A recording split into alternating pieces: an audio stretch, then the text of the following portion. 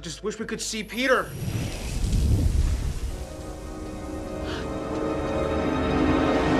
Oh! Who the hell are you? I'm Peter Parker. That's not possible. I am Spider-Man. Prove it. Prove what? That you're Peter Parker. Okay, well, the left hates me, and my goal is to make Twitter politically neutral. Why'd you do that? I opened the wrong portal to the wrong Peter Parker. Yeah, I guess you just keep doing it until we find the real one. Find Peter Parker! Hello?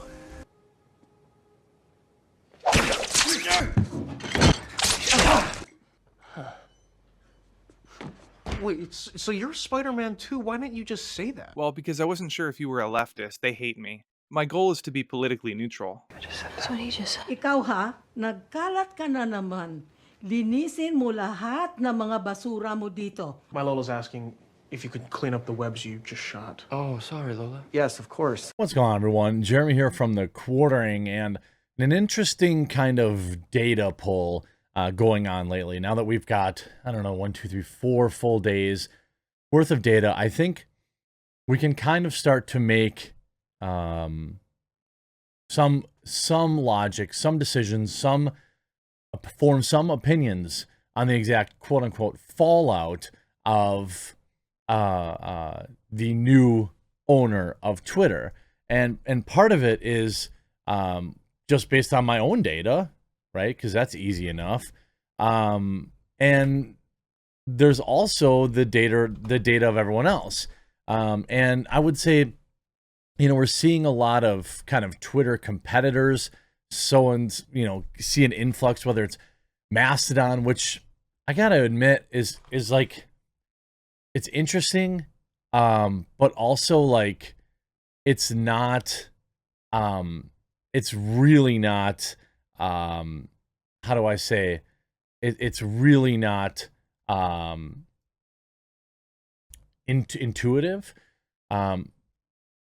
You know, True Social, I can't use it. I have an account there. I don't have an iPhone.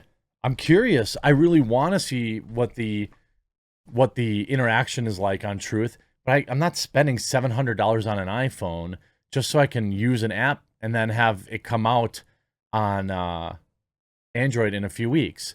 So I don't really know what's going on there. You know, we're seeing some reports that, you know, alternatives are on the rise.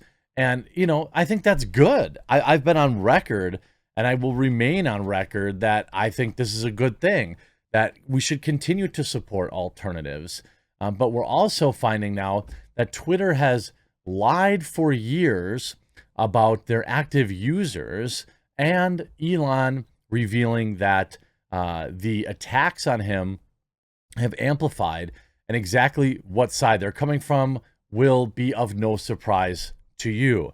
Before we get into it, just a casual mention, it's almost the end of the month, almost the end of the 82% off sale on private internet access. If you use my link in the description, there's just so many reasons to choose it. You can access regional content. You could prevent companies from farming your data and selling it. There's 24/7 customer support. It's 100% open source. They have a strict no logs policy.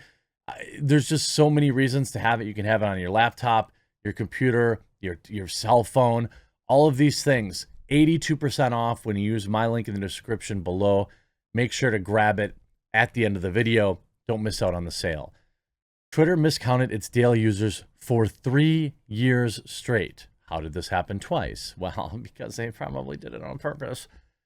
Twitter overstated the number of daily users on its service for 3 straight years, overcounting by up to 1.9 million users every single quarter. The error was due to Twitter inadvertently counting multiple accounts as active when they were all tied to a single user, even if they weren't all in use. This wasn't inadvertent. This wasn't a mistake. This wasn't an oopsie doopsie. This was them misrepresenting, in my opinion, activity data to directly affect their stock price. These incorrect usage numbers were given for Q1 2019 through Q4 of 2021. This is somehow not the first time Twitter has done this. In 2017, Twitter also, quote, realized it had been overstating its user figure by about 1 to 2 million users for 3 years. The repeat mistake was revealed today in Twitter's earnings release for the quarter of 2022. The updated figures aren't exactly a game changer. Twitter now has 229 million daily users, which is still up more than 10 million, even from last quarter's inflated number. But there is one final embarrassing slip-up for Twitter as the company wrangles a deal to be taken private, at which point we will no longer have these shares figures public. Twitter reported an operating loss of $128 million on revenue of $101.2 billion, both in line with its own guidance of the quarter. Revenue rose 16% year over year, with Twitter citing, quote, headwinds associated with the conflict in Ukraine. What? On Monday, Twitter accepted a buyout offer from Elon, agreeing to give him control of the company for $44 billion. The deal is expected to close later this year. Because of the pending sale, Twitter says it will stop providing guidance on performance and is withdrawing all previously provided goals and outlooks. Musk has given vague statements about how he'll change Twitter, promising to enhance the product with new features, make its algorithms open source, crack down on spam bots, and verify all users. He's also harped endlessly about turning it into a platform for free speech, which has raised concerns by losers about how he'll oversee moderation on the platform. Notably, Musk has said that buying Twitter is not a way to make money. The company has never been a huge moneymaker, and Musk has repeatedly emphasized that he wants to make changes to Twitter so that it can remain a de facto town square. What's interesting is, if you look at, this isn't the first time, the question of authentic users. You could see, hey, Elon, this is back yesterday. Hey, Elon, as long as you're digging, check into how the New York Times and Forbes bought their Twitter followers to fake influence. The New York Times has 53 million followers and rarely gets 50 retweets. I could post a banana emoji and a pic of a 80s sitcom star and get more. See next tweet. He posts, I forget, Sophie, I think. What's her name? Sophia. The Golden Girls has 10,000 retweets, 61,000 likes. And Elon actually replied to that, acknowledging that he thinks perhaps the mainstream media is using bots. Yeah, I noticed that too. Pretty weird. Pretty interesting, to be honest with you. The New York Times, again, I have blocked, but, I think, because I kept seeing their stupid ads, it's a perfect example. 35 minutes ago, 100 likes, 91 retweets. Here's one from an hour ago, only 23 retweets and 58 likes. They allegedly have 52.7 million followers. It's just unlikely. And then you see Ben Shapiro tagging Elon, saying Elon Musk, Twitter should be politically neutral. WAPO and every left-wing blue checkmark, you guys are giving away your game. And then Elon replies saying, attacks are coming thick and fast, primarily from the left, which is no surprise. However, I should be clear that the right will probably be a little unhappy too.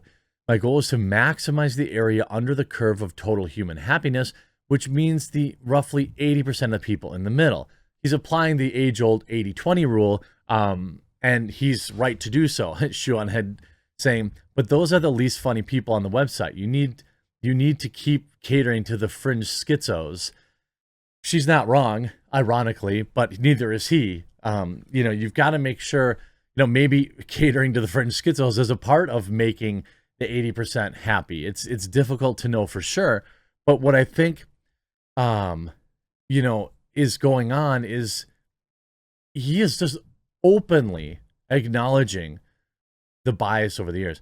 I talked about this earlier today. By the way, if you watch my videos and you aren't following me on Twitter yet, please do. I'm also active on Getter and Gab. So if you just still don't want to use Twitter, you can find me on Getter and Gab at the same handle, or on Instagram at @TheQuarteringYT. I mean, look what's happening. Today I have 2,000, 5,000, 3,800. I bet you I'm going to have So 192,063. Let's see, goes up another 700, call it. So I'm at 4,500 for the day.